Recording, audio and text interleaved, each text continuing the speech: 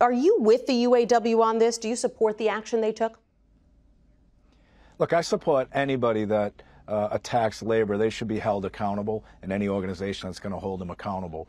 I can't speak for the UAW, but if you recall when those remarks were made by former President Trump, I was the first union to call them out, call the administration out, and call, quite frankly, Elon Musk out. I've been fighting corporate billionaires and greed for the last 2.5 years, and you know, the UAW feels they have a right to file an NLRB charge, so that's their right. I've got a right to call out former President Trump or anybody else that attacks labor.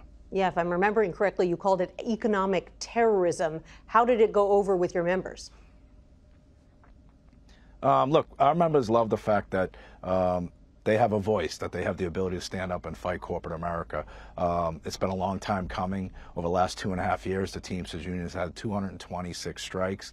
We've grown more than we ever have. So there is a great appetite for the fight with our rank and file members. And our rank and file members enable us to fight for them day in and day out. That's a perfect segue into my next question, which is about union membership in this country. It is Labor Day weekend, after all. So let's take a look at the state of union labor in this country. About 10% of the U.S. workforce are union members, down from about 20% in 1983. A majority of Americans say that's bad. That decline is bad for working people. Is the decline irreversible in your view?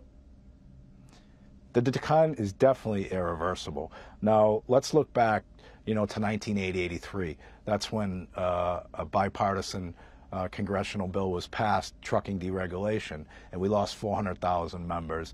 A lot of companies went bankrupt. So, although there's a lot of politicians taking credit for the labor movement over the last couple of years, they're the same politicians that caused this problem that we face today. But to answer your question, I think we are definitely on the upswing. We have proved how valuable the American worker is to this country, especially through one of the biggest crises we faced was a pandemic, and that has obviously incentivized workers to form unions, and we've got to work collaboratively with both sides to make sure that people will be able to organize without retribution or retaliation moving forward. And that's up to politicians, whether you're an R, or D, or an I.